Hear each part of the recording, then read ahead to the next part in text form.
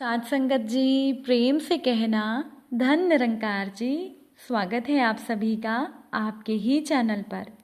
हाजिर हूँ मैं आप सभी के लिए एक बहुत ही खूबसूरत साखी लेकर।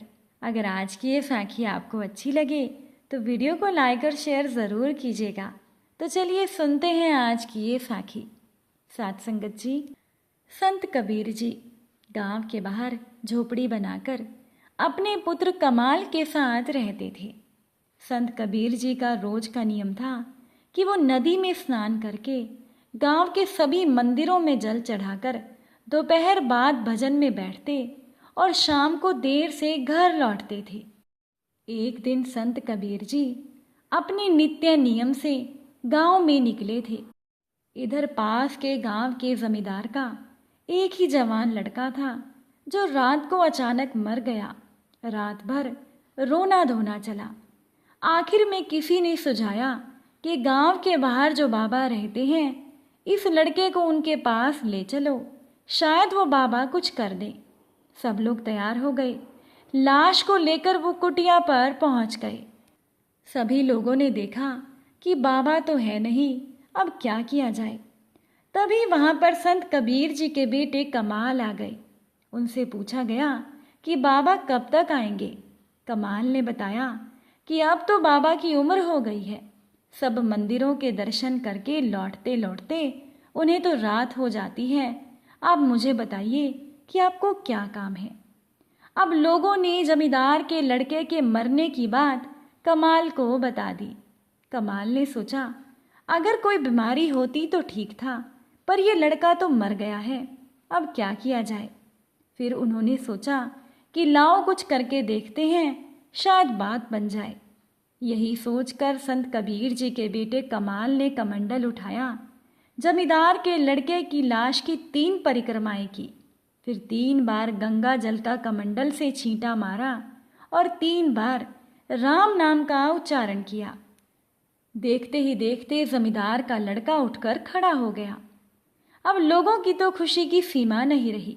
दूसरी तरफ कबीर जी को किसी ने बताया कि आपके कुटिया की ओर गांव के जमींदार और सभी लोग गए हैं। अब कबीर जी तेज कदमों से आगे बढ़ने लगे। उन्हें रास्ते में ही लोग नाचते हुए और कूदते हुए मिल गए। कबीर जी तो कुछ समझ ही नहीं पाए। संत कबीर जी ने आकर कमाल से पूछा क्या बात हुई, तो कमाल तो कुछ और ही संत कबीर जी को बताने लगा। कमाल बोला, गुरुजी, बहुत दिन से आप बोल रहे थे ना कि तीर्थ यात्रा पर जाना है, तो अब आप तीर्थ यात्रा पर चले जाओ, यहाँ तो मैं सब संभाल लूँगा। कबीर जी ने पूछा क्या संभाल लेगा। कमाल बोला, बस यही कि मरे को जिंदा करना, बीमार को ठीक करना, ये तो सब अब मैं ही कर लूँगा। अब आप तो तीर्थ यात्रा पर जाओ जब तक आपकी इच्छा हो।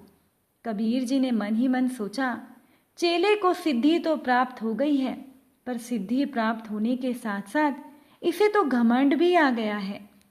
पहले तो इसका ही इलाज करना पड़ेगा, बाद में तीर्थ यात्रा होगी, क्योंकि अगर साधक में घमंड आ गया तो साधना तो समाप्त हो जाती है।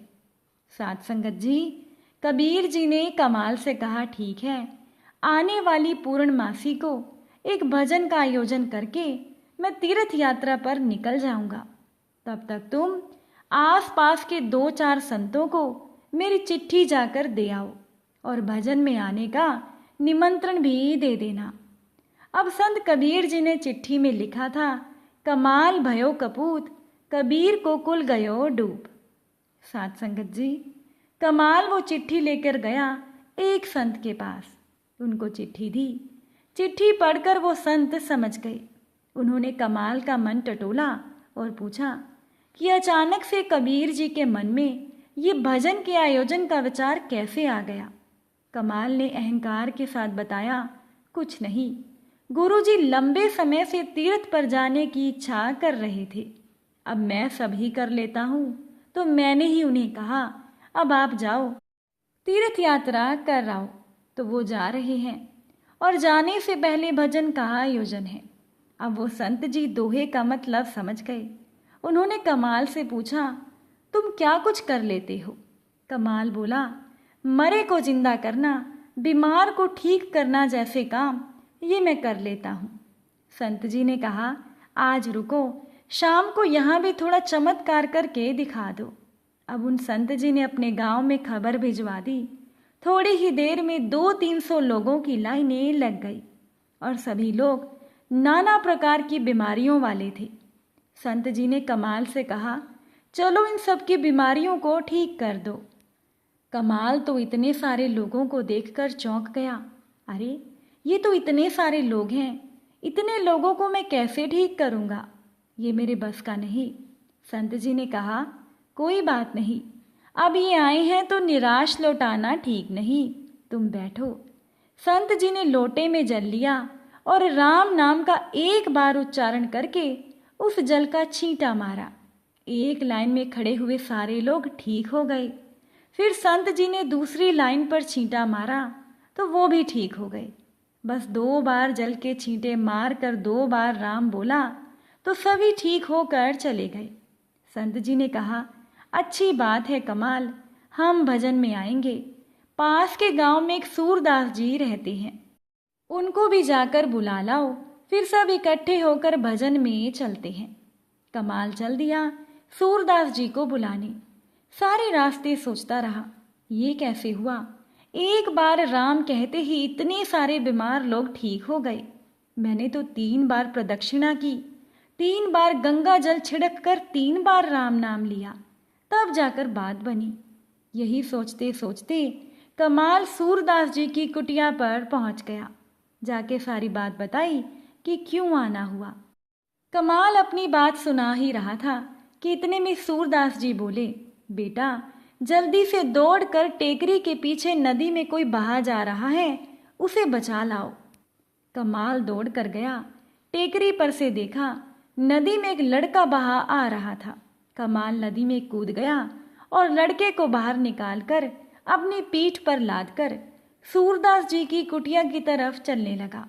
चलते चलते कमाल को विचार आया, अरे सूरदास जी तो देख ही नहीं सकते, फिर उन्हें नदी में बहता हुआ लड़का कैसे दिख गया। ये विचार आते ही कमाल का दिमाग सुन्न हो गया। लड़के को उसने भूमि पर रखा तो देखा कि वो लड़का तो मर चुका था।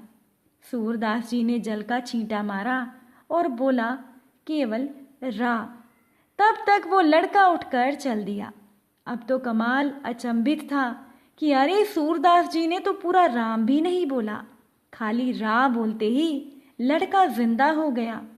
तब कमाल ने संत कबीर दास जी की दी हुई चिट्ठी खोलकर खुद पढ़ी कि इसमें क्या लिखा है। जब कमाल ने पढ़ा तो उसे सब समझ में आ गया। वापस आकर कमाल संत कबीर जी से बोला, गुरुजी, संसार में एक से एक सिद्ध हैं, उनके आगे मैं कुछ भी नहीं। गुरुजी आप तो यहीं रहिए, अब मुझे जाकर भ्रमण करके बहुत कुछ सीखने समझने की ज़रूरत है। साथ संगत जी, इस साखी का तात्पर्य ये है कि सतगुरु की कृपा से सिद्धियां मिलती हैं। सतगुरु का आशीर्वाद होता है तो साक्षात ईश्वर आपके साथ खड़े होते हैं। गुरु गुरु ही रहेंगे। गुरु तो शिष्य के मन के सारे भाव को पढ़ लेते हैं और मार्गदर्शक बनकर अपने शिष्य को पतन से बचाते हैं। आज की ये साखी आपको कैसी लगी, कमेंट करके ज़रूर बताइएगा। आप सभी से फिर मुलाकात होगी एक नई साखी के साथ। साथ संगत जी प्यार से कहना, धन निरंकार।